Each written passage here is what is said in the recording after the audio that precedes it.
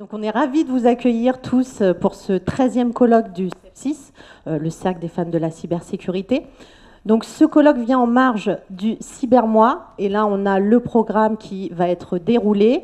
Juste après mon intervention qui sera assez rapide, nous allons avoir une présentation du programme du groupe de travail sensibilisation du CEF6. On va découvrir toute son histoire et puis son partenaire présent. Alors bonjour à tous et à toutes. Alors on va vous faire un peu jouer comme on fait avec les enfants. On va démarrer directement à travers nos ateliers. Et donc on va vous poser cette question. On va vous afficher le QR code juste après. On aimerait bien savoir pour vous quels sont les risques du numérique vis-à-vis évidemment des enfants, parce que nous on cible aujourd'hui les 5-15 ans et plus. Donc, et vous allez bien sûr scanner en fait le QR code pour pouvoir donner votre avis sur la question.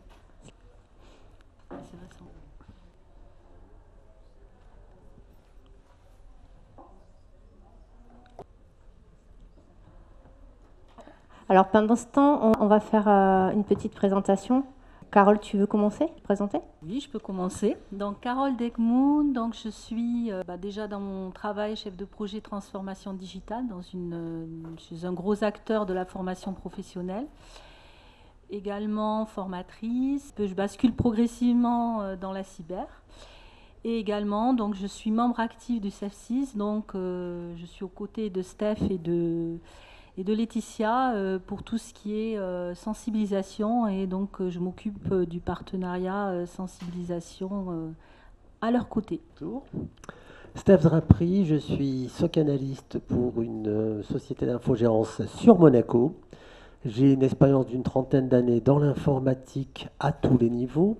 La sensibilisation, elle m'est venue il y a quelques années déjà, quand mon filleul a eu des soucis avec son premier ordinateur, l'utilisation, la manière de ses parents lui avaient donné l'ordinateur, et ça a été à moi de le guider, déjà à l'époque, pour pas qu'il s'égare dans ce monde numérique. Voilà. Donc j'ai rejoint le CEF6 justement pour partager cette expérience, pour aussi apprendre, parce que chaque atelier qui est fait donc lors des journées nous apprend énormément de choses sur l'évolution des jeunes enfants. En l'espace de 2 ans, la maturité numérique se rapproche de plus en plus des 5-7 ans, suivant les régions, je précise bien. Dans le sud, on est sur du 7 ans pour le premier smartphone, par exemple. À ton tour, Laetitia. Alors moi, Laetitia Soyer, je travaille dans un grand groupe bancaire. Je suis chef de projet en continuité d'activité et en cybersécurité. J'ai le CEF6 il y a bien longtemps. Et du coup, pourquoi je me suis orientée sur la sensibilisation? Parce que tout simplement, j'ai 2 enfants, un de 12 ans et de 15 ans, et qu'ils y sont en plein dedans avec le numérique et ce qu'on voit tous les jours. On a besoin de à la fois contrôler, laisser passer, discuter avec eux. Voilà, et tout l'ensemble, à la fois le vécu personnel et ce qu'on peut vivre à travers les ateliers, nous enrichit tous ensemble. Exact. C'est un sacré accompagnement et c'est une progression mutuelle depuis 3 ans à mon niveau. Bonjour, Sharon Sofer, je suis la fondatrice de Startup for Kids. Donc avec Startup for Kids, on fait de l'acculturation au numérique et aux enjeux de société de demain. Je ne vais pas passer sur les détails de Startup for Kids puisqu'il y a une présentation plus complète après. Moi, j'ai un background dans le numérique depuis très longtemps, plus de 20 ans, sur les fonctions, les métiers de support, donc marketing, communication. J'ai travaillé dans les télécoms et le jeu vidéo, donc 2 secteurs où il y a énormément d'enjeux de sécurité. Et aujourd'hui, je travaille à accompagner les jeunes dans cette découverte. Merci. Est-ce que tu veux donner une idée de nos petits résultats? Au niveau des résultats, c'est assez variable. Il y a beaucoup d'éléments, alors je suis en train de consulter au fur et à mesure. Il y a pas mal de notions de cyberharcèlement, addiction, retard mental, donc addiction aux dispositifs numériques. Également l'irréputation, et harcèlement. Donc ce sera intéressant puisque par la suite, il y a, comme vous l'avez compris, une table ronde sur ce sujet. Également l'isolement, perte de confiance en soi, donc tout ce qui est autour finalement du physiologique, problème de concentration, désinformation. Voilà, donc on retrouve effectivement des choses qui sont assez courantes et classiques qu'on peut rencontrer au niveau des dangers du numérique, que ce soit au niveau du net ou au niveau des réseaux sociaux. Voilà, si je peux faire une synthèse assez brève. Merci. Enfin, c'est aussi le reflet, vos retours des inquiétudes publiques, finalement. On va vous raconter un peu notre histoire. Celle-ci, si je ne me trompe pas, a démarré en 2016. Voilà. Nous, on s'est préoccupé de la sensibilisation on était un petit groupe de 2 avec, on va dire, pas un couple, une partie mixte, donc Aziz et moi-même en 2018. Notre objectif avec Nassira aussi, c'était de pouvoir promouvoir, faire progresser la présence des femmes. On n'était pas vraiment sur de la sensibilisation, mais en rencontrant des jeunes, eh bien, on s'est rendu compte qu'il y avait vraiment besoin, qu'ils posaient plein de questions, qu'ils ne savaient pas ce que c'était. Alors, bon, on ne parlait même pas de cyberharcèlement, mais paramétrer des applications sur les réseaux sociaux, ça c'est une nébuleuse complète pour eux, par exemple. Donc, du coup, on a progressé ensuite en produisant des livrables, des affiches, des logos, des tutos qu'on a utilisés dans des ateliers.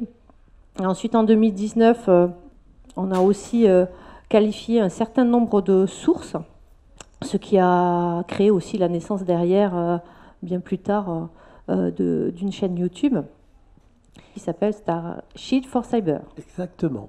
Qui est notre nom de programme, en fait, Shield for Cyber. Ensuite, en 2020, grâce au FIC, on a aussi pu embarquer un équipage, puisqu'il est vrai que certains événements de sécu permettent de nous regrouper et aussi, du coup, de s'embarquer ensemble dans une même aventure. Donc, ensuite, on a créé une démarche pour savoir par quel bout on allait prendre la sensibilisation, parce qu'il y a des tonnes d'écoles, des tonnes d'enfants. On commence par où et par quoi? Et donc, on a commencé simplement, on a créé notre premier kit pédagogique, participé à un certain nombre de webinaires avec les écoles, pour aussi s'enrichir, parce que l'idée n'était pas de juste produire un kit sans se dire ça va marcher, ça ne marche pas, ils comprennent pas, mais on a toujours été testeurs avec des enfants et pas avec des adultes, parce qu'on se rend compte que dans tous les termes qu'on emploie, aujourd'hui le terme qui est utilisé souvent c'est le cyberharcèlement, mais j'ai eu encore des enfants qui ne savent même pas ce que ça veut dire en fait derrière. De quoi on parle quand on parle de cyberharcèlement? C'est quoi qu'il y a derrière? Donc en fait, il y a énormément de pédagogie à faire derrière tout ça. Donc notre enjeu du coup, c'est vraiment de sensibiliser un public qui n'est pas du coup averti comme nous on peut l'être dans nos métiers, et en tant qu'adulte aussi, et du coup de leur permettre en fait d'appréhender les risques en se posant des questions sur n'importe quoi, sur une image, sur une photo qu'ils prennent, sur une lettre de l'alphabet, des mots qu'ils rencontrent. Un petit teaser pour nos ateliers, merci. Du coup, on s'est dit que ce qui marchait le mieux, c'était les vidéos, donc c'est pour ça qu'on a créé la chaîne YouTube, parce que ils y sont en permanence dessus sur des vidéos, donc on est vraiment dans la mouvance de ce qu'ils aiment aussi. Donc on a énormément accéléré nos interventions en 2021, et donc là on est sur une phase de continuité, voilà, et surtout d'approfondissement avec les partenariats. Je vais laisser la main à un des forts partenariats avec qui on est depuis déjà 3 ans, c'est Startup for Kids, avec qui on mène nos ateliers. Ils nous donnent l'opportunité, si je peux dire, de rentrer en interaction avec les enfants sous plusieurs formats. C'est-à-dire un format soit directement dans les écoles, on a des groupes d'enfants qui viennent par demi-classe, soit des formats purement publics où c'est les parents qui s'inscrivent, et du coup, nous, on fait des ateliers parents-enfants. Donc, Sharon Sofer de Startup for Kids, comme je vous disais, la mission, c'est vraiment d'engager les jeunes aux enjeux de la cybersécurité dans notre partenariat. On existe depuis 2015 et donc depuis 2015, on organise ces événements. Donc notre mission, c'est vraiment accompagner les jeunes pour qu'ils deviennent les acteurs engagés du monde de demain face aux défis du numérique et de l'écologie. Pour nous, ils sont vraiment indissociables. Le numérique, au début, j'avais tendance à dire de toute façon, c'est comme ça, et c'est un peu le même sujet avec l'IA, c'est-à-dire que le numérique fait partie de nos vies. Après, il peut y avoir des débats, j'aime pas la place du numérique, mais la seule option aujourd'hui, c'est de préparer les jeunes à l'usage du numérique. Pour vous donner un ordre de grandeur, depuis 2015, on a vu à peu près 25 000 jeunes qui participent à différents ateliers qu'on propose à travers des événements qui vont pour certains de 3 à 4 000 participants jusqu'à des programmes sur l'année scolaire où il y a 20 à 30 jeunes filles par promotion. Donc l'idée, c'est de faire un entonnoir, de sensibiliser un maximum de personnes. J'ai une petite question. Oui. Est-ce que l'idée, elle est venue comment? C'est arrivé comment? Alors, la création? Mon mot-clé dans la vie, c'est sérendipité. Ça s'est vraiment fait par des hasards de la vie. Bon, j'étais dans le numérique, j'adore la tech, ça a toujours été mon sujet. Et à un moment, j'étais entre deux emplois, si ce n'est que je suis restée entre un et je suis jamais passée au suivant, puisque je cherchais un projet pour mes enfants, comme beaucoup, et je ne trouvais pas ce qui m'intéressait, donc j'ai monté un premier projet autour de la science, et dans le cadre de ce projet qui s'appelait Scientibox, on a organisé un premier événement Startup for Kids, mais qui était une opération qui devait être unique. Et finalement, ça s'est tellement bien passé, on a eu plein d'acteurs qui ont participé, des écoles, et pour être honnête, je n'avais pas mesuré en fait à quel point et les enseignants et les parents étaient désarmés. Donc c'était en 2015 et bizarrement, c'était le Moyen-Âge du numérique pour les gens qui ne travaillaient pas dedans. Je m'en étais honnêtement pas rendu compte. Et donc on avait d'un côté des enseignants qui commençaient à avoir de l'équipement, qui ne savaient absolument pas quoi en faire, mais pas la moindre idée. Donc il y avait des tablettes qui dormaient dans des tiroirs. Et on avait des parents qui expliquaient que leur gamin, le numérique, ils connaissaient mieux qu'eux. Donc c'était un peu en mode panique. Comment ça, vous laissez vos enfants tout seuls devant le numérique? Donc voilà, on a vraiment mesuré ce besoin et on a continué à faire Startup for Kids et développer de nouveaux formats. Voilà. Merci pour la genèse. Merci pour ce partage. On peut peut-être avancer de quelques slides. Je vais juste reprendre. Alors, avant peut-être d'avancer, je vais peut-être préciser les missions en fait de la sensibilisation, parce que je pense que c'est un petit peu important de connaître finalement notre façon de procéder et également l'organisation. Donc le but pour nous, c'est en fait de sensibiliser, c'est-à-dire dès le jeune âge, acculturer en fait à l'usage du numérique, c'est-à-dire apprendre en fait aux enfants, montrer comment pouvoir se prémunir, quels sont finalement les risques qu'ils peuvent avoir face à des contenus qu'ils peuvent trouver, qui peuvent être choquants, avoir ces systèmes de barrières en fait. C'est pour ça que aussi on a appelé notre sensibilisation Shield for Cyber, Shield étant effectivement le bouclier. Donc ça c'est important. Et également on était 4 au début, donc aussi le 4 a une importance. Le fort n'est pas innocent. C'est bien de le préciser. Voilà. Et également de pouvoir participer à son orientation, parce qu'aujourd'hui, et notamment sur le public, j'allais dire féminin, dès le jeune âge, on oriente souvent mal les jeunes femmes, et pas souvent vers les études, encore aujourd'hui vers les études scientifiques, et notamment vers des métiers intéressants, porteurs, et qui sont des métiers aujourd'hui indispensables à l'évolution finalement de la société. Donc ça, c'est important. C'est important aussi que, de prémunir tout ça et de faire en sorte qu'ils deviennent des citoyens cyber-responsables. Ça, c'est important de les amener. Alors, l'école les amène à être des citoyens, mais nous, on apporte notre pierre à l'édifice pour qu'ils deviennent des cyber-citoyens responsables. Pour faire tout cela, en fait, on a mis en place une série d'ateliers. Ce sont des ateliers donc interactifs. Aujourd'hui, ils sont bien sûr en présentiel, comme aujourd'hui, mais ça pourra peut-être évoluer. Et on fait des ateliers qui vont être adaptés à leur tranche d'âge, puisque, contrairement à beaucoup ce qu'on peut voir au niveau associatif, il peut y avoir aussi des interventions au niveau des collégiens, des lycéens. Nous, on commence dès vraiment le jeune âge, c'est-à-dire dès le début du primaire, hein, la première classe du primaire, même un peu au-dessous, hein, quand les enfants viennent avec leurs frères et sœurs, quand ils viennent lors des interventions, ils peuvent être très très jeunes. Donc ça c'est important, donc on essaie aussi d'avoir un vocabulaire qui va être adapté à cet âge-là, donc voilà, et des ateliers qui sont adaptés à ces tranches d'âge.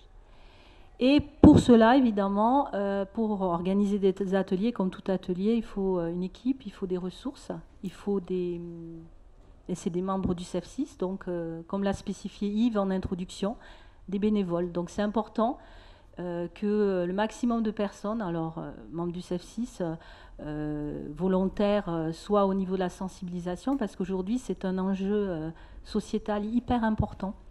On ne mesure pas à quel point cet enjeu est fondamental et important, mais voilà, moi qui suis depuis de longues années en lien avec la sphère éducative et formative, c'est des éléments qui sont fondamentaux. Donc après, ce qui est important, c'est de vous présenter, j'allais dire brièvement, les différents formats d'ateliers. Donc on a d'abord un premier atelier découverte, qui est pour les 5-9 ans. Donc ce qui est important, c'est les enfants vont pouvoir obtenir, donc avoir des réflexes naturels dans les situations du quotidien. Voilà, donc ça c'est hyper important, ils sont tout jeunes. Donc c'est leur donner les gestes de base dans le quotidien pour se prémunir contre les risques qui sont imposés par le numérique, étant donné que voilà, ils ne sont pas sensibilisés dès le départ à tout ça, tout ce qu'ils peuvent trouver sur le net ou sur les réseaux sociaux. Et on peut noter quand même qu'on leur explique très souvent la notion du consentement, parce que le consentement est très important, il faut que dès le plus jeune âge, ils en aient conscience.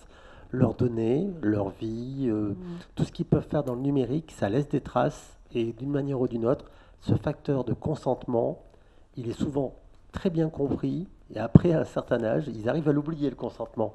Donc nous, notre but, c'est véritablement de mettre la bonne graine pour qu'elle arrive à faire la bonne plante à terme. Mais on peut malheureusement les faire tout éclore. Ah, évidemment, on n'utilise pas le mot consentement. Hein. Vous imaginez que eux, ça leur parle pas. Donc, qu'est-ce qu'ils ont fait pendant les vacances? Ben, ça regarde pas.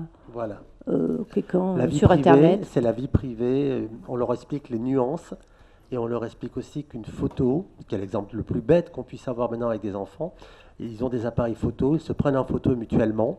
Et certaines fois, des photos sorties du contexte peuvent devenir un fardeau et après source de cyberharcèlement dans les années à venir. Donc, on essaie de leur faire comprendre au travers de différentes petites méthodologies, simples mais efficaces. Alors, je rebondis sur ce que dit Steph, effectivement, prendre conscience aussi de tout ce passif numérique qu'ils vont avoir par la suite. Et quand je disais qu'on adaptait effectivement aux tranches d'âge, ça veut dire qu'on va passer par des moyens donc, propres à nous, je dirais ludopédagogiques, qui vont faire de telle sorte à ce que les enfants puissent comprendre en fait les messages qu'on veut faire passer pour les aider à mieux comprendre les risques auxquels ils peuvent être exposés sur le net ou sur les réseaux sociaux, par exemple. Alors, je continue effectivement sur les 9-11 ans. Oui ? J'ai juste une question, donc je disais, parce que j'étais intéressée donc, pour emmener mon neveu. J'avais vu, je crois qu'il y a 2 ans, il y avait des ateliers créatifs et cyber, je crois, un truc comme ça, le thème. Et en fait, j'avais une question, c'est sur la forme. C'est quoi? Est-ce que c'est des débats où on fait participer les enfants? Est-ce que ce sont des jeux? Quand je disais ludopédagogique, ça veut dire tout simplement, c'est le langage pédagogique, hein, mais c'est le jeu. C'est par le jeu, c'est par des activités très ludiques qu'on va faire passer un certain nombre de messages. On va beaucoup écouter la parole de l'enfant. Alors, j'ai oublié de préciser que quand on sensibilise les enfants, on sensibilise les parents, hein, parce qu'évidemment, les enfants sont accompagnés de leurs parents. Donc, c'est assez intéressant. Et les parents leur laissent librement poser leurs questions. Poser les questions. Après, évidemment, il y a des ateliers où on va les faire pas mal jouer. Donc, ils vont petit à petit se rendre compte par les échanges. On va les amener à réfléchir, à se poser des questions et à pouvoir interagir en essayant d'apporter de manière facilitante, on est facilitateur, des réponses claires pour eux. Parce qu'évidemment, c'est intéressant la question, il faut avoir bien sûr un langage très clair, très simple. Merci Carole. J'ai une dernière question du coup. Désolée, je suis bavarde. À partir de 9 ans, par exemple, vous ne prévoyez pas, par exemple, de faire des box qu'un enfant il peut recevoir tous les mois ou tous les 2 mois pour faire des petits ateliers avec ses parents parce que là, c'est vachement bien, mais il faut être à Paris. Ah non, non, Pas du tout. On va découvrir la suite. Voilà. Vas-y, passe la On suite. n'intervient pas qu'en Ile-de-France. Hein, voilà. Donc, vous pouvez, donc rapidement, hein, c'est vrai qu'on est assez timé. Passe la suite. Donc, il y a d'autres ateliers, donc 11-13 ans jusqu'à 13-15 ans. Et le but, c'est graduellement d'amener, selon les tranches d'âge, à l'enfant vraiment à comprendre en fait tous ces risques. Donc, il y a différentes approches et différents langages qu'on peut adopter selon les tranches d'âge aussi. En n'oubliant pas juste une étape intermédiaire, c'est que désormais les tranches sont beaucoup plus grandes. On a les jeunes adultes, on a les grands-parents qui rentrent aussi en ligne de mire, vu que souvent ce sont eux qui vont garder leurs petits-enfants, et que les petits-enfants, il faut quand même s'en occuper, numériquement parlant, quand ils sont chez les grands-parents. Donc voilà, ça c'est ce qu'on propose en format d'intervention. On va passer, vous parliez de périmètre d'intervention. Aujourd'hui, on a couvert un peu toutes ces villes, donc on s'étend petit à petit. Alors après, c'est via le réseau du CEF6 et évidemment de futurs partenaires pourront nous aider. Je crois qu'on en a en Bretagne et puis Startup for Kids c'est aussi.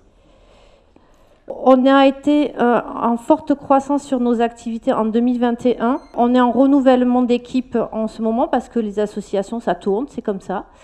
Donc voilà, mais on ne faiblit pas, on continue. Et on arrive à être un peu partout en France. Quelques mots-clés pour Steph, vas-y. Maturité et facilitateur, pourquoi ?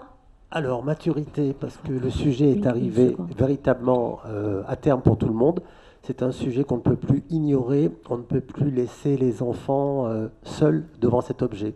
Tant une télé, c'était déjà pas très interactif, il y avait déjà des dérives, mais un téléphone, un smartphone, un ordinateur, ça mérite d'être encadré dans l'usage. Donc voilà pourquoi je dis qu'on arrive à maturité sur le sujet, c'est que désormais, ça commence très très jeune et il faut vraiment au maximum essayer de leur donner les meilleures pratiques. Alors pour moi, pilotage et pédagogie, c'est parce que pilotage, il faut que les choses avancent, qu'on fasse des actions, c'est mon leitmotiv, et la pédagogie, tout en étant le plus proche du langage des enfants. Et moi, je dirais citoyenneté, j'en ai parlé tout à l'heure, parce qu'il faut qu'on fasse de telle sorte à ce que les enfants deviennent des citoyens éclairés et également cyber-responsables. Donc oui. Mon leitmotiv au niveau CEF6, c'est beaucoup ça. Oui, le côté cyber-responsable est très important parce que le cyberespace, ce n'est pas une zone de non-droit.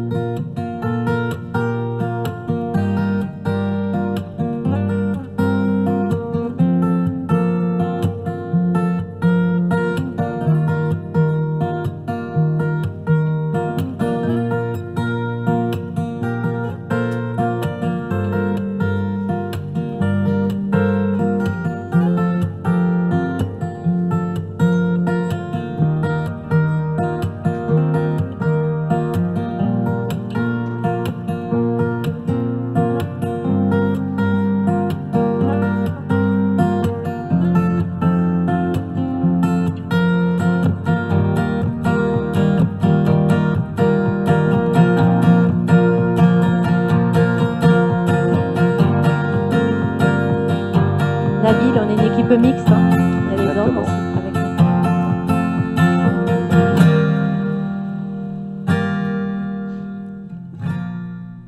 D'ailleurs, c'est lui le producteur de cette vidéo. On peut remercier Nabil pour son implication. Il nous a fait la vidéo dans les meilleures conditions possibles et elle est très professionnelle, sa vidéo. Donc bravo à lui. Après Bravo, nos Nabil. événements, on laisse découvrir ceux de Startup for Kids. Oui, justement, on a vu pas mal de photos de Startup for Kids à Centrale Supélec sur le plateau de Paris-Saclay, qui est notre plus grand événement. Et l'idée de ces événements, justement, qui sont de l'acculturation, c'est de fédérer un grand nombre d'acteurs du numérique, de la tech et de l'écologie qui proposent des ateliers. L'idée, c'est vraiment de faire des choses extrêmement participatives. J'aime bien dire que c'est le Vivatech des enfants, mais où ils mettent la main à la pâte. Donc, ces événements, ils sont financés par des partenaires publics et privés. Et pour nous, c'est intéressant, enfin, c'est important d'avoir cette double entrée publique et privée, que les territoires avec qui on travaille soient vraiment engagés sur les thématiques et pas juste on arrive et on fait un peu ce qu'on veut. Donc, cet engagement, il est important. Et le secteur privé, évidemment, parce qu'on travaille sur les enjeux de demain. Et c'est important que les entreprises s'engagent dès le plus jeune âge. Nous, on voit que c'est plus facile d'aller chercher des financements sur les étudiants, les lycéens, mais c'est aussi aux entreprises de s'engager pour amener le plus de jeunes vers ces filières, et en particulier des filles, parce que si on ne commence pas à les sensibiliser dès les 5-6 ans, l'ancrage de la science, la tech, c'est pas pour moi, il se fait vraiment très très tôt. Donc évidemment, on ne leur propose pas les mêmes sujets. On parle du futur. On parle du futur, qui est la partie la plus sympa à mon goût.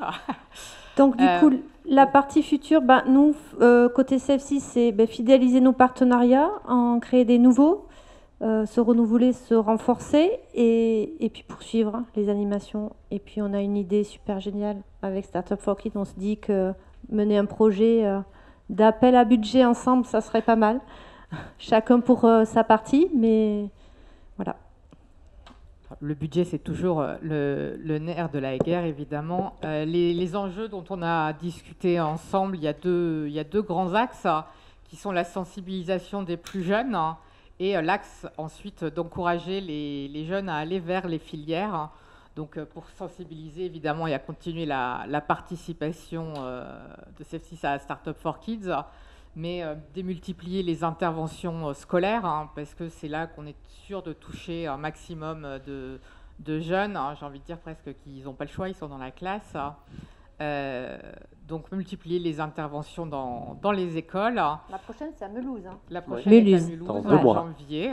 Fin janvier, comme l'année dernière. Après, on a Saclay en avril-mai, la date n'est pas calée. Nice en fin d'année. Voilà,